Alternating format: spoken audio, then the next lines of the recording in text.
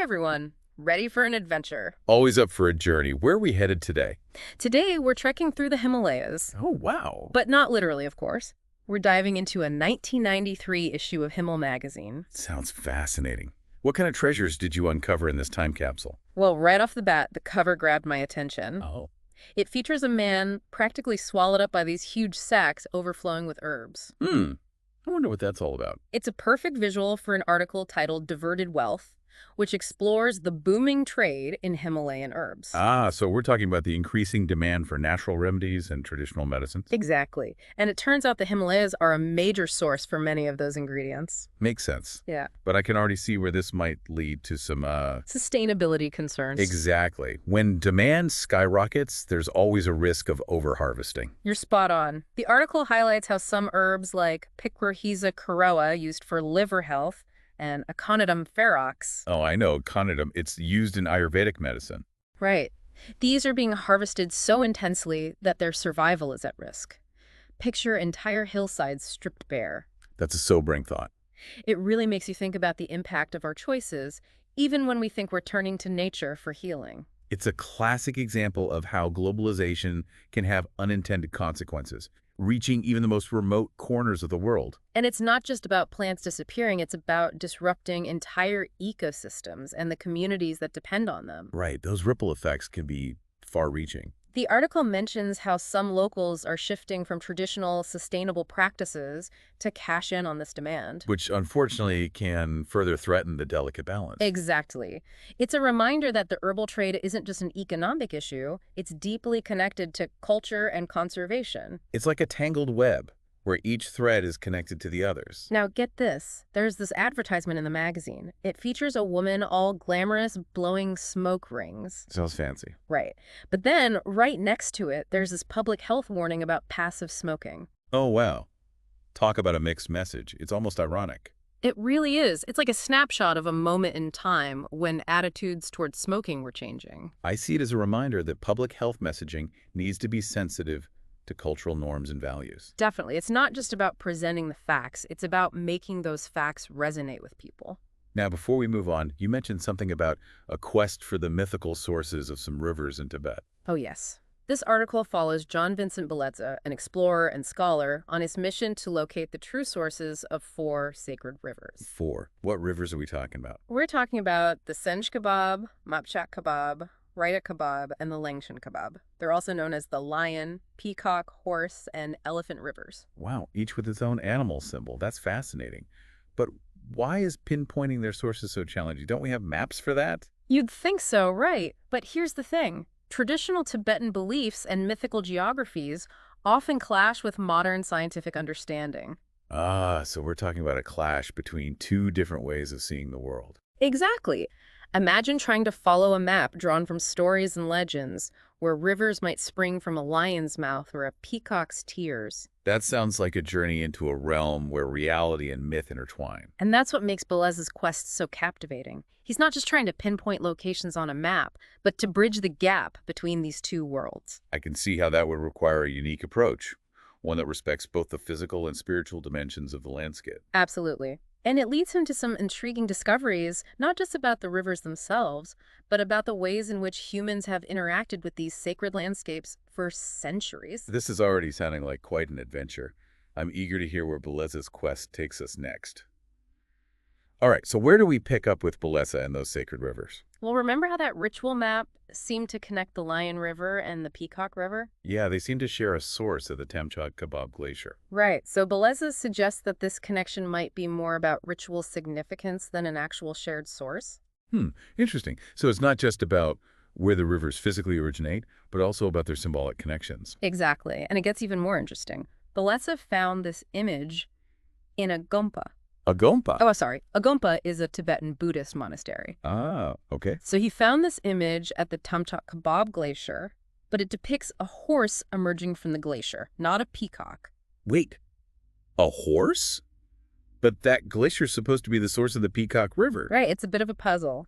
So Bellezza digs deeper, talks to locals, and what he discovers is fascinating. I bet. What did he find?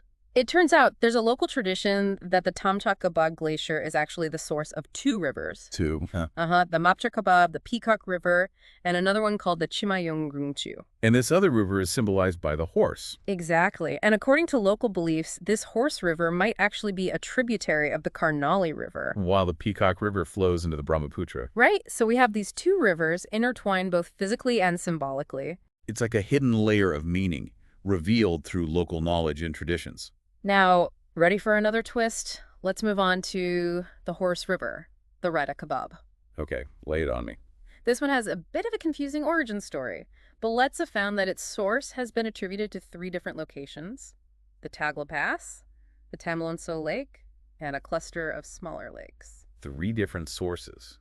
That's a lot of possibilities. It is. So Beletsa, being the meticulous researcher that he goes through each possibility. Like a detective. Exactly. He starts by ruling out the Tamalonso Lake. Why is that?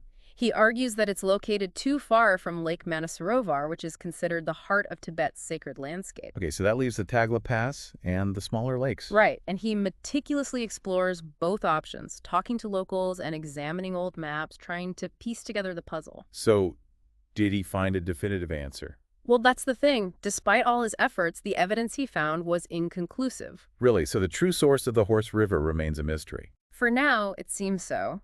It's a reminder that some secrets of the Himalayas are still waiting to be uncovered. I love that. It's like the landscape itself is holding onto its mysteries. Now, about the Peacock River, the Mapcha Kebab, remember that image of the horse emerging from the glacier? Yeah, the one that turned out to be potentially representing a different river. Exactly. Well, Belesa's investigation into the Peacock River source takes an interesting turn as well. Oh, tell me more. He starts by talking about the traditional belief that the river originates from a small lake called Somapam, fed by the Tamchak Kebab Glacier. So far, so good. What's the twist? Well, remember how the ritual map linked the Lion River and the Peacock River to that same glacier? Yeah, but you mentioned that it might be more of a symbolic connection than a shared physical source. Right. And Beletsa points out that Samapam, the lake thought to be the Peacock River's source, is actually a bit away from the glacier itself. Ah, so there's a subtle distinction there. Exactly. The glacier feeds the lake, but they're not the same thing. It seems like every step of this journey reveals another layer of complexity. It's like peeling back the layers of an onion, each one revealing a new nuance. Now, I'm really curious about the last river, the Langshan Kebab, the Elephant River.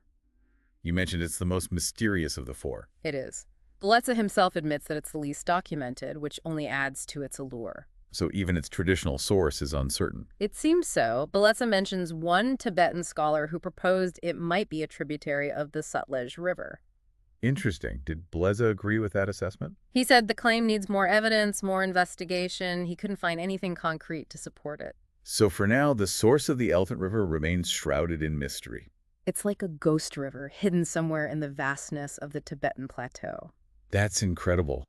Despite all our modern tools and knowledge, some secrets of the Himalayas persist. And thinking about these elusive rivers, it brings me back to that magazine cover with the man and the sacks of herbs. Ah, yes, a reminder that the Himalayas faces real-world challenges, not just mythical ones. Exactly.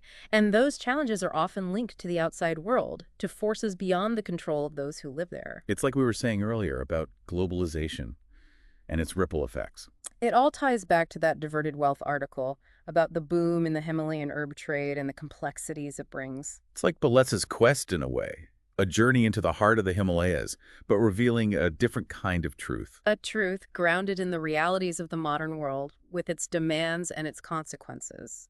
So let's delve back into that article and explore those realities. What are some of the specific challenges this trade brings to the Himalayas? Well, as we touched on before, the biggest one is overharvesting. Imagine you're a local villager relying on these herbs for generations. Using them for medicine or maybe as a source of income. Exactly. And suddenly there's this huge demand from outside, driving prices up, creating a rush to harvest as much as possible. It's a classic case of short-term gain, potentially leading to long-term damage. And it's not just about individual choices. There are larger forces at play, like market pressures and international trade dynamics. The article mentioned that most of the profit often goes to middlemen and corporations, not the local communities doing the harvesting. Right. It's a pattern we see all too often. where those closest to the resources benefit the least. It raises questions about fairness, about who controls and benefits from these valuable resources. And the article doesn't just highlight problems, it also offers solutions, ways to approach this trade more ethically and sustainably. Oh, that's good to hear. What kind of solutions does it propose? It advocates for things like setting harvesting quotas to prevent overexploitation and promoting cultivation of high-demand herbs. Those sound like practical steps toward balancing economic development with environmental protection. Exactly. It's about moving away from a purely extractive model to a more collaborative and sustainable one. It sounds like engaging local communities is key, respecting their knowledge and giving them a voice in managing these resources. Absolutely. It's about recognizing that conservation isn't just about protecting plants and animals, but also about protecting people and cultures. It's about finding solutions that benefit both people and the planet, a win-win situation. It's all about finding that sweet spot where economic growth, environmental protection, and cultural preservation come together. It's a complex challenge for sure, but one worth striving for. After all, the future of the Himalayas depends on finding those sustainable solutions. Makes you think, doesn't it? Even a place like the Himalayas, so remote, so vast, it's still connected to the rest of the world. Yeah, it really highlights how interconnected we all are. What happens in one place can have consequences elsewhere. Right, like those ripples spreading out from a pebble dropped in a pond. Exactly. It brings us back to that question of how we can be more conscious consumers, especially when it comes to products from fragile ecosystems like the Himalayas. I think the first step is awareness. When you see something with Himalayan ingredients, don't just assume it's all good. Do some research, right? Find out where those ingredients are from, how they're harvested, what impact it all has. Exactly. Look beyond the label. Understand the story behind the product. If you're buying herbs or teas from the Himalayas, look for brands that are doing things sustainably. Seek out those certifications, the ones that guarantee responsible harvesting, fair trade practices, partnerships with local communities. It's all about making informed choices, being mindful of the impact we have. Sometimes it might even mean consuming less. Yeah, recognizing that these resources aren't limitless. It's not just about what we take from nature, but how we respect it, how we protect it. And that's a message that runs through all of this, right? From Beleza's quest to the herbal trade. A sense of respect, a sense of responsibility. The Himalayas, it's not just a pretty picture. It's a living, breathing ecosystem. Home to people and cultures deeply connected to the natural world. And our actions, even the small ones, they matter. We have to remember that. So next time you see the Himalayas, in a photo, a story, maybe even that cup of tea, remember, it's more than just a place. It's a world of wonder, complexity, significance. a world that needs our respect, our understanding, our commitment to keeping it safe. Beautiful way to put it. Every interaction with nature is a chance to learn, to appreciate, to be responsible. And on that note, we're wrapping up our deep dive into the Himalayas. But this isn't the end, right? It's just the beginning. There's always more to discover, to explore, to learn. So keep that curiosity alive. Keep seeking, keep wondering, keep connecting with this incredible world around us. And